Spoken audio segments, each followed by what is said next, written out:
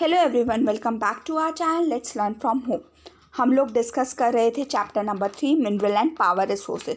तो last video में हम लोगों ने डिस्कस किया था कि मिनरल्स क्या होते हैं, हमने उसके डिफरेंट टाइप्स डिस्कस किए थे। अगर आपने वो वीडियो नहीं देखी है तो प्लीज़ उसे जाकर देखिए, वो आपको हमारे चैनल के प्ले लिस्ट में ईजिली मिल जाएगी। क्लास 8 के नाम से प्लेलिस्ट होगी, आप उसे इजीली जाके फाइंड आउट कर सकते हैं हमारे चैनल पे।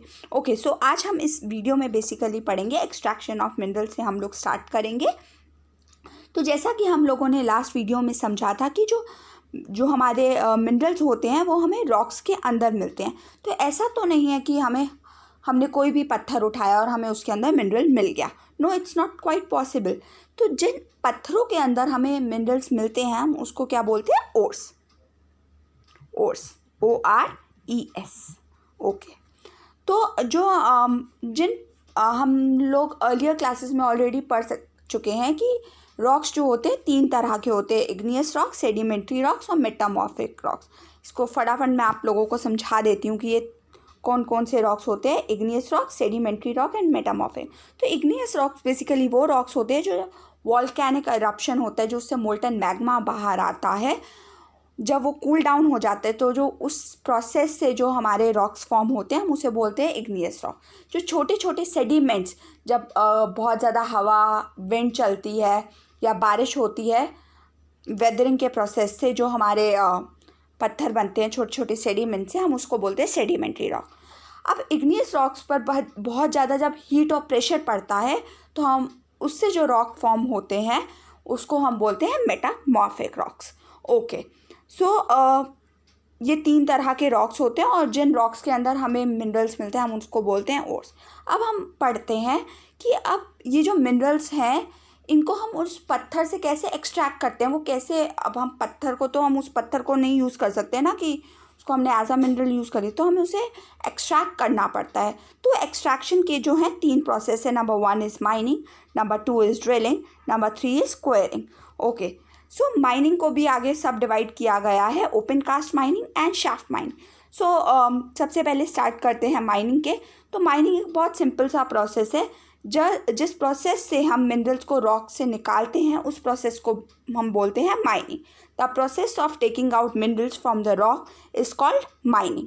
ओके, अब माइनिंग के अंदर 2 जो है, open cast mining and shaft mining, इसको हम फटाफट से समझ लेते हैं। सो ओपन कास्ट माइनिंग वो माइनिंग होती है कि समझ लीजिए आपका अर्थ है और यहाँ पर आपका मिनरल्स मिलते हैं। तो जब हम अर्थ के सरफेस को हमने डिग करा तो हमने ईजिली हम कि ज़्यादा गहराई में नहीं है, ज़्यादा शैलो डेप्थ में नहीं है, थोड़ा सा हमने डिग करा और हम अपने जो है मिनरल्स निकाल सकते हैं। ओके, नेक्स्ट हम लोग पढ़ेंगे शाफ्ट माइनिंग। तो शाफ्ट माइनिंग बेसिकली होती है, ये आपका अर्थ है और आपके मिनरल्स काफ़ी नीचे हैं अर्थ सरफेस के, तो आप वहाँ पर तो हम डिग करके नहीं निकाल सकते ना, तो हम लोग ऐसे शाफ्ट बनाते हैं बेसिकली, जिससे कि जो माइनर्स है उसमें जा सके। उस होल लाइक स्ट्रक्चर होता है, जैसे कि आप लोग अपनी डेली लाइफ में लिफ्ट में तो ट्रैवल करते ही होंगे। तो लिफ्ट क्या होता है कि उसको हम तारों से कनेक्टेड होते हैं कि आपको फर्स्ट फ्लोर से सेकंड फ्लोर पे ट्रैवल करना है तो आप बटन प्रेस करते हैं तो वो जो लिफ्ट है वो ऊपर से नीचे आती है, राइट, और फिर नीचे से ऊपर लेकर जाती है। तो सेम उसी तरह हम जो अर्थ का जो हम सरफेस जो है डिग कर लेते हैं और ऐसे हम मशीन के सेटअप से जो माइनर्स हैं ज़मीन के अंदर आते हैं, मिनरल्स डिग आउट करते हैं और फिर ऊपर लेकर जाते हैं उन्हें, तो हम ये शाफ्ट लाइक स्ट्रक्चर बनाते हैं। ठीक है, नेक्स्ट प्रोसेस इज ड्रिलिंग। सो ये जो ड्रिलिंग का प्रोसेस है ये बेसिकली पेट्रोलियम, नेचुरल गैस जैसे जो हमारे मिनरल्स हैं हम उनको एक्सट्रैक्ट करते हैं। तो ये जो अर्थ के अंदर जो है हम बोर्स टाइप स्ट्रक्चर बनाते हैं, ठीक है, और फिर हम अपने जो है मिनरल्स को एक्सट्रैक्ट करते हैं उस प्रोसेस से। नेक्स्ट और लास्ट प्रोसेस है हमारा क्वायरिंग। क्वायरिंग बेसिकली बहुत इजी सा है कि ये समझ लीजिए आपकी अर्थ है और आपने बिल्कुल थोड़ा सा जो है अर्थ को डिग करा, यहाँ ऊपर आपके जो है मिनरल्स मिलते हैं, तो आपने जस्ट थोड़ा सा आपने डिग करा और आपको ईजिली जो है मिल गए कि हमारे मिनरल्स कहाँ हैं और आपने उनको एक्सट्रैक्ट कर लिया। तो वो प्रोसेस हमारा होता है क्वायरिंग। ओके, अब आगे नेक्स्ट पढ़ते हैं। अब हम पढ़ेंगे डिस्ट्रीब्यूशन ऑफ मिनरल्स। ओके, सो जैसा कि हम लोगों ने लास्ट वीडियो में डिस्कस किया था कि ये जो मिनरल्स हैं हमारी अर्थ पे डिफरेंट डिफरेंट जगह पर हैं। हमें नहीं पता कि कौन से मिनरल्स किस कंट्री में, ठीक है, कहाँ पर है, एग्जैक्ट लोकेशन भी हमें नहीं पता है, ठीक है।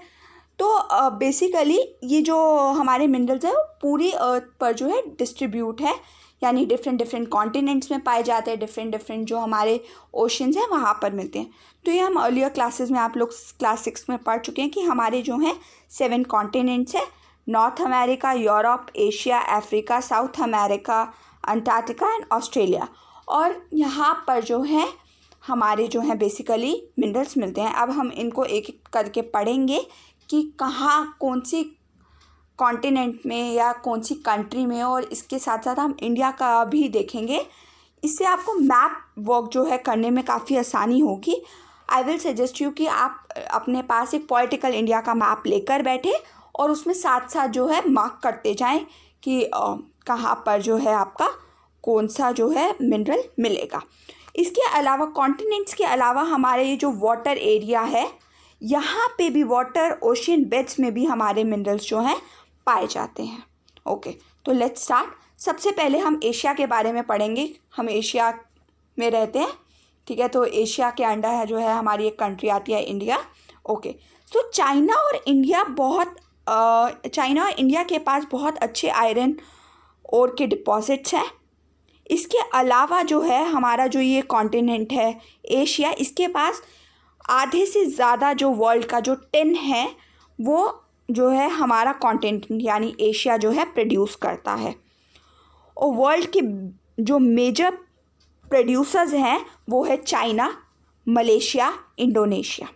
ओके, सो बेसिकली आपको एग्ज़ाम में जो है ऐसे मार्क करने को आ सकता है कि आपको बोल देंगे आयरन और कौन से कॉन्टिनेंट में पाया जाता है, तो आपको बेसिकली वो मार्क करना होगा।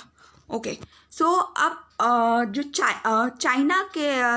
चाइना में इसके अलावा टिन के अलावा आपको लेड, टंगस्टन, एक्सटिनॉमी, ये सारे जो हैं और मिनरल्स मिल जाएंगे। एशिया इसके अलावा आयरन ओर के अलावा यहाँ पर आपको मैग्नीज, बॉक्साइट, निकल, जिंक और कॉपर जैसे मिनरल्स हमको इजीली मिलते हैं। ओके, अब हम पढ़ेंगे यूरोप के बारे में, जो बेसिकली एशिया के साथ ही अटैच्ड है ये कॉन्टिनेंट। ओके, सो जो यूरोप है वो वर्ल्ड का जो है बहुत बड़ा लीडिंग प्रोड्यूसर है आयरन ओर का, ठीक है। अभी हमने पढ़ा कि एशिया में चाइना और इंडिया के पास काफ़ी अच्छा लार्ज अमाउंट में डिपॉजिट है आयरन ओर का, लेकिन जो वर्ल्ड में आयरन ओर का जो लीडिंग प्रोड्यूसर है वो है यूरोप। इसके अलावा जो यूरोप की कुछ कंट्रीज़ है, रशिया, यूक्रेन, स्वीडन, फ्रांस, यहाँ पे इनके पास भी बहुत अच्छी क्वांटिटी में जो है आयरन ओर के डिपॉजिट्स हैं। Mineral deposit of copper, lead, zinc, manganese, निकल, ये सब हमें ईस्टर्न यूरोप और यूरोपियन एशिया में हमको मिल सकता है। आप लोगों को एग्ज़ाम में ऐसे भी पूछा जा सकता है कि कॉपर दे देंगे और ये कौन कौन से कॉन्टिनेंट्स या कंट्रीज़ में हमें मिलता है वो मार्क करिए आप। तो इस तरह आपको एक मैप वर्क का क्वेश्चन आ सकता है। ओके, नेक्स्ट हम पढ़ेंगे नॉर्थ अमेरिका के बारे में। ओके, सो नॉर्थ अमेरिका को बेसिकली यहाँ के जो मिनरल डिपॉजिट्स हैं इसको 3 जोन्स में बांटा गया है। नंबर 1 इज़ कैनेडियन रीजन, ठीक है, नेक्स्ट 1 इज़ एल्पाइन रीजन, और थर्ड जो है वो है माउंटेन रीजन जो है यहाँ की जो वेस्ट में लोकेटेड है वहाँ पर। तो जो आपका कैनेडियन रीजन है वहाँ पर आपको आयरन ओर, निकल, गोल्ड, यूरेनियम और कॉपर जैसे जो है हम इजीली माइन कर सकते हैं मिनरल्स को। और इसके अलावा एल्पाइन रीजन में हमको कोल के डिपॉजिट्स अच्छे मिलेंगे, और जो लास्ट आपका वेस्टर्न वाला जो पार्ट रहा जो माउंटेन रेंजेस है वहाँ पर आपको कॉपर, लीड, जिंक, गोल्ड और सिल्वर जैसे अच्छे मिनरल के डिपॉजिट्स हमें इजीली मिल सकते हैं। ओके, अब नेक्स्ट हम पढ़ेंगे साउथ अमेरिका के बारे में। साउथ अमेरिका में जो लीडिंग लार्जेस्ट प्रोड्यूसर है आयरन ओर का वो है ब्राज़ील। ओके, नेक्स्ट वहाँ पर जो चिली और पेरू जैसी जो वहाँ ये जो 2 कंट्रीज़ हैं वो लीडिंग प्रोड्यूसर्स हैं कॉपर की। इसके अलावा ब्राज़ील और बोलिविया में जो है वो टिन के लार्जेस्ट प्रोड्यूसर्स हैं वर्ल्ड के। तो ये सारे आपको जो है आप साथ साथ जो है मैं आपको सजेस्ट करूँगी कि वीडियो को 1-2 बार देखें और एक लिस्ट जो है प्रिपेयर कीजिए। मैं कोशिश करूँगी कि वो आपको जो है बहुत जल्दी हमारे चैनल के आप फेसबुक चैनल पे एक्सेस कर सकें वो लिस्ट, और इंस्टाग्राम चैनल का जो लिंक है उस पर आपको ये लिस्ट मैं बहुत जल्दी प्रोवाइड करवा दूँगी। ओके, जिससे आप लोगों को इसको याद करने में बहुत आसानी होगी। साउथ अमेरिका बहुत ज़्यादा यहाँ पे आपको डिपॉजिट्स मिलेंगे gold, silver, zinc, chromium, manganese और बॉक्साइट के। मिनरल ऑयल भी यहाँ पर आपको मिलता है चाइल, पेरू, कोलंबिया जैसी कंट्रीज़ में। Okay, so next one is Africa. जो अफ्रीका जो कंट्री है वहाँ पे बहुत सारे मिनरल्स पाए जाते हैं, मतलब वो कंट्री मिनरल रिसोर्सेज में बहुत ज़्यादा रिच कंट्री है। यहाँ पर वर्ल्ड का लार्जेस्ट प्रोड्यूसर्स है। अभी तक हमने डायमंड के बारे में नहीं पढ़ा, तो जो अफ्रीका है वो जो अफ्रीका है यहाँ पर आपको बहुत अच्छी क्वांटिटी में डायमंड, गोल्ड और प्लैटिनम ये सारे जो है मिनरल्स मिल जाएंगे। यहाँ की जो कंट्रीज़ है जिम्बाब्वे, ज़ायरे, ये काफ़ी अच्छे अमाउंट में इनके पास डिपॉजिट्स हैं गोल्ड का। ओके, अफ्रीका के जो हमें और गोल्ड, डायमंड के अलावा जो हमें यहाँ पर मिनरल्स मिलते हैं वो है iron ore, uranium, cobalt, bauxite, और इसके अलावा आपको ऑयल भी मिल जाएगा नाइजीरिया, लिबिया और अंगोला जैसी कंट्रीज़ में। Okay, last but not the least इसके बाद है हमारा अंटार्कटिका। ये है ऑस्ट्रेलिया के बारे में हम लोग पढ़ेंगे।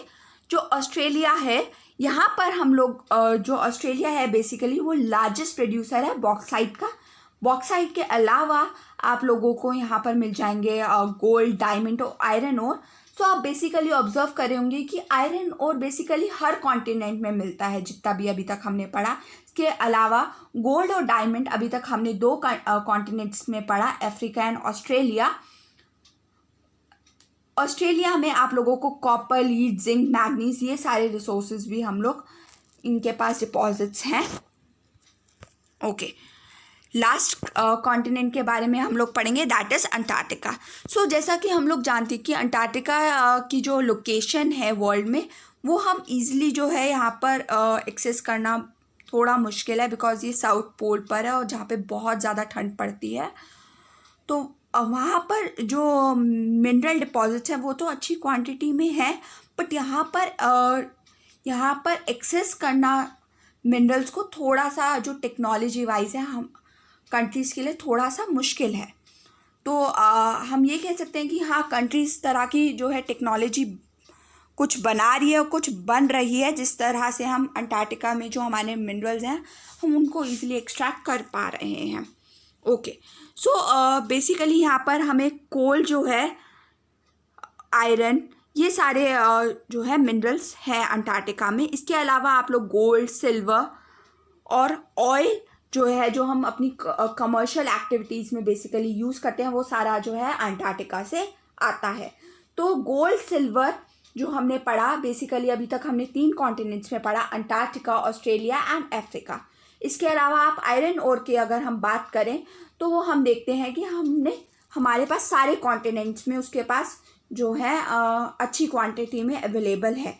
आयरन वैसे भी इंडस्ट्रीज़ का बेसिक यूनिट यानी बेसिक बैकबोन माना जाता है आयरन। तो अच्छा है कि ये हमारे पास इतनी अच्छी क्वांटिटी में अवेलेबल है।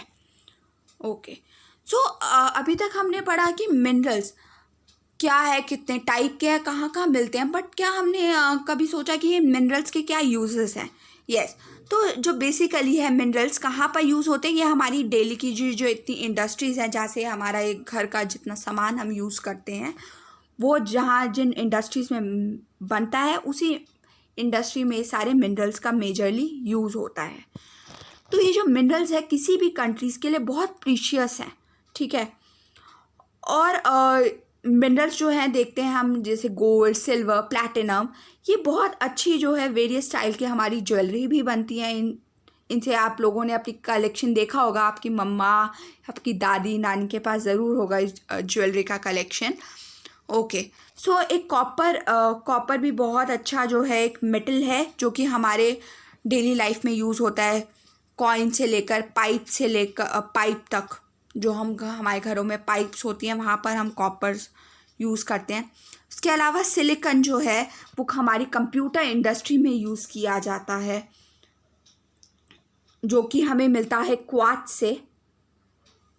ओके, इसके अलावा जो एल्यूमिनियम है वो हमें कहाँ से मिलता है? बॉक्साइट से मिलता है।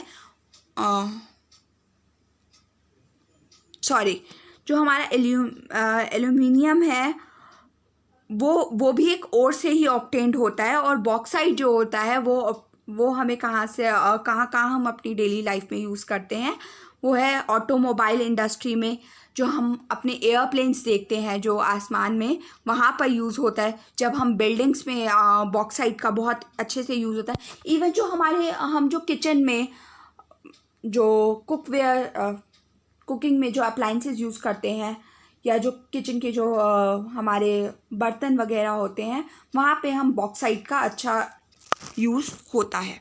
Okay, so next we talk about कि हम इन मिनरल्स को कैसे कंजर्व कर सकते हैं। हम हमेशा ये बात देखते हैं कि रिसोर्सेज को हम जब से हमने ये 8th का ये जो हमने बुक पढ़ी है, हमने सबसे पहला चैप्टर पढ़ा था रिसोर्सेज, कि ये जो मिनरल भी जो है एक बहुत इंपॉर्टेंट रिसोर्स है। तो और रिसोर्सेज की तरह ही ये मिनरल जो है कभी ना कभी तो ख़त्म हो ही जाएंगे। तो हम इनको कैसे बचा सकते हैं, क्यों ज़रूरत है इन्हें बचाने की? तो हाँ, जैसा कि आप लोग फर्स्ट लाइन में पढ़ सकते हैं कि मिनरल जो है एक नॉन रिन्यूएबल रिसोर्स है, कि इन्हें रिन्यू नहीं कर सकते हैं।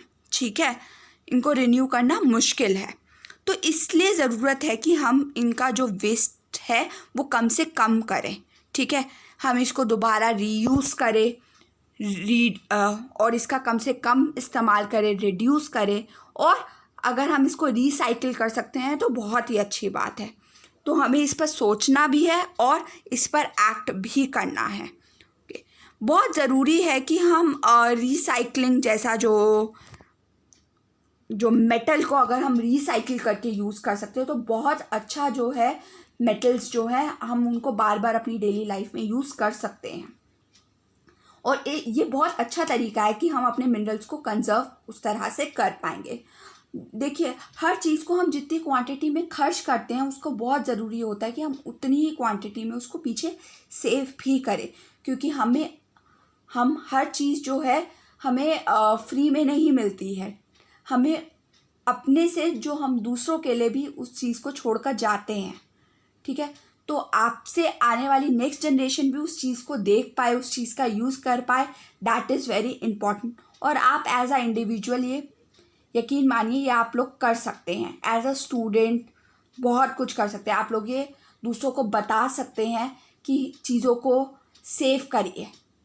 ठीक है, जैसे वाटर का यूज़, इलेक्ट्रिसिटी का यूज़, ये मैं आपको हर वीडियो में बात समझाती हूँ कि एज अ स्टूडेंट आप लोग बहुत बड़ा जो हो गिफ्ट हो सोसाइटी के लिए, तो आप लोग बहुत अच्छा इनिशिएटिव ले सकते हो। Thank you. आई होप आप लोगों को ये कॉन्सेप्ट समझ में आया होगा। प्लीज़ अगर आपने हमारे चैनल को सब्सक्राइब नहीं किया है तो सब्सक्राइब कर दीजिए जल्दी से।